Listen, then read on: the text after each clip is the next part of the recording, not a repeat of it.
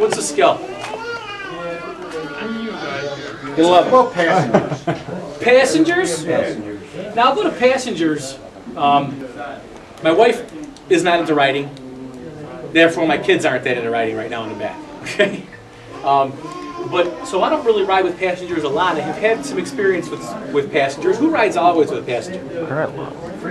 Good. Frequently? Yeah. Frequently. So out of the percentage of time you ride, how often is it with a passenger? The percentage of time I ride, probably 50%. 15? Probably 30. 30%? Yeah. Do these things make sense to you? Is there anything you would add or detract? Make sure they're good looking. The bike or the passenger? Can't see them anyway. So they're both kind of- That's right. I would have them sit still. How do you know? Sit still. They fidget a lot. This stuff and you're, Yeah. you know, They fidget a lot. Only when you're moving. That's what I told my wife. When we're moving, you can adjust your Yeah. seat. When we're stopped, I'm going, yeah. When we're coming up to a So stop and you start doing communication though, right? Yeah. So I had trouble with the communication. first one. Yeah. You know, adjusting for the extra weight, because my adjustment for the spring is under the preload. seat, so I gotta take seats off in order to change the loading on it. So I set it for kind of a happy medium. The preload, yeah. That's it. But you know, the good thing about that is, what are you hopefully doing? Riding more conservatively. She starts beating in the back of the head and belts. I would definitely add something to it that said that, especially with new passengers, Yeah. that you establish a set of rules Right. for communication. Communicate. You know, Yeah. my wife and I were on a ride in California, and we were going up Mount Hamilton Yeah. near San Jose. It's a really super twisty road. And as we're going up, we just got out and got off the flight, got on the bike, we're riding up, and as we're going up, she's tapping me on the shoulder and going like this. And I'm thinking she's wanting me to look out at the scene. And I can't because there's no guardrails and tight turns and all the rest of that stuff. And it turns out she was telling me she was going to throw up. So you had to agree to a sign for that one.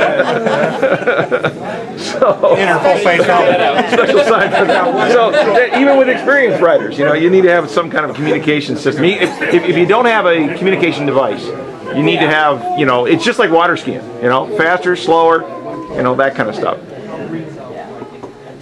We have a Bluetooth communication system when we're riding two up, and that makes a dramatic difference in how smooth everything progresses.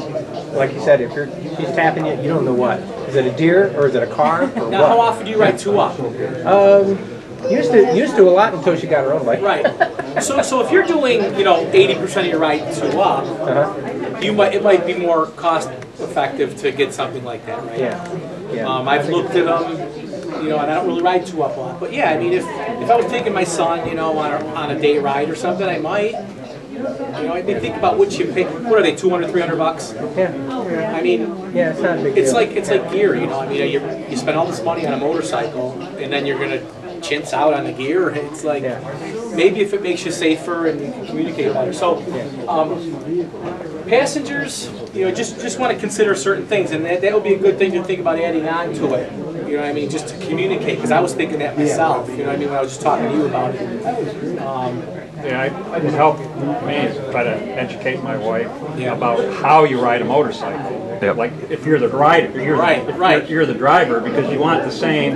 Like I told her, I said when we go in the corners, look where we're going. Exactly. So it helps her, you know. So then she started leaning with me. And that's where I put this one here, because people have told me that ride with people, passenger license, people fight the lean, and they don't know really what they should do. So I didn't want to get too over detailed on that with, you know, look over the shoulder or the turn. Just as long as they, I think, would lean Stay in the with you. center, yeah. But appreciate that feedback. Low speed turn. Low speed? You know, like this. Low, what number? Oh, 9. Folks, as a rider coach, I wish that there was a sequence of sentences I could say and a magic wand to wave, and then everyone just does it. The fact is, nothing beats getting out and practicing. Right? Now, take a look at this, and is there anything you need explained or any contradictions or whatnot? About the friction point. Yeah, this I'll come clean with you on the first one. I only sold like 1 or 2 with my first batch. I had sent out about 50 of these things to different people. Eric Troe, who writes for Rider Magazine, he got back to me. He helped me out a lot. And one of the things I said in there was squeeze the clutch to take off some speed. Now, what had happened was it wasn't, my whole idea wasn't squeezing the clutch, now you're going to get no power and you're going to lose your balance, right? But the way it was reading kind of came out that way. And here, it was winter when I was drafting them and I'm going back and forth. My bikes were parked and I couldn't really be on the bike thinking of what I'm doing, okay? So I quickly changed those. And the 2 people who bought them from me or something, I gave them extra copies of the new one free because I didn't want those out there. But this is the best advice I can give. Who's heard the Palladino guy, the police bikes? Ride like a pro, okay? Well, and even Eric Troe from Rider Magazine, what he says to do is you roll on the throttle, you squeeze in the clutch, roll on some throttle, drag the rear brake, and you can almost stand the bike up. Right? And I think that's Palladino's. I haven't seen the video. That's what he's pushing. So, but when I, in my mind, think if I was going to communicate to somebody how to do this, the rear brake is good, and I think you should have it ready to go. But you're gonna squeeze that friction zone, and you're gonna use your throttle in the friction zone to control your power. It's somewhere between an open throttle and an open clutch. It's in there, and it's hard to explain, especially here. I wish I could demonstrate it for you, but it's not. I always thought it was at first that you just let use that friction zone. You don't need to worry too much about the throttle. But the friction zone is very instrumental, but throttle is too. So mix and match your throttle clutch as you're turning. And then of course the rear brake I separated out. Never, ever, ever, ever cover even the front brake in a low speed turn. That's my advice. Is it possible that you could use the brake, turn the front brake? Yeah. Use the front brake. Oh, is it linked? Is it linked?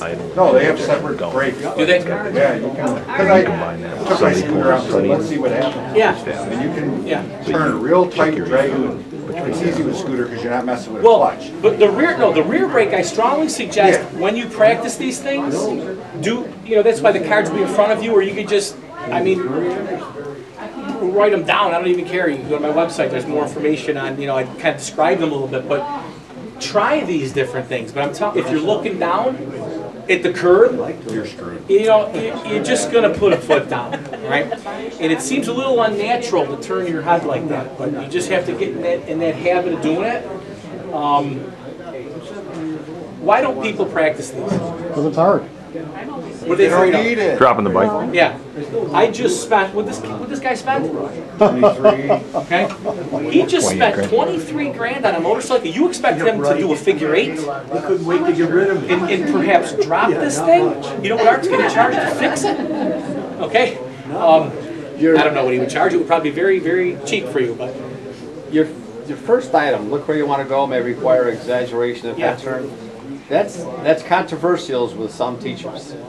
And with some, like myself, I can't do it. It doesn't work. And I think it goes back to once you become a good woods rider with a small CC bike and able to go through the woods quickly, it makes you a better road rider because you learn the clutch, brake, you learn all those things to use them to go through the woods in tough sections where you have to use the clutch and the accelerator and everything conjunction to go through. It makes you a better road rider. And I'll I guess respond in this way. If you're already good at low speed turns, do you really need to spend time on this card? Probably not as much. Whatever works for you. Keith Code writes for Motorcyclists, and in the last issue, he talked about we'll look 20 degrees out of our peripheral vision before we turn our heads. Okay, so try it. I mean, look a little bit to the side, and then if you want to look more, it's kind of awkward. You really want to turn your head. You know, it's like, you're like, oh, I can't look anymore, it's driving me crazy, I gotta turn my head. And so that's kind of the theory here, you know what I mean? Like, our bodies wanna look there, but it requires we turn our head. And that, I think, goes for cornering and everything else, because you wanna, I think I have one, let me go to that one right now while we're on the subject, I won't let you pick this one, looking.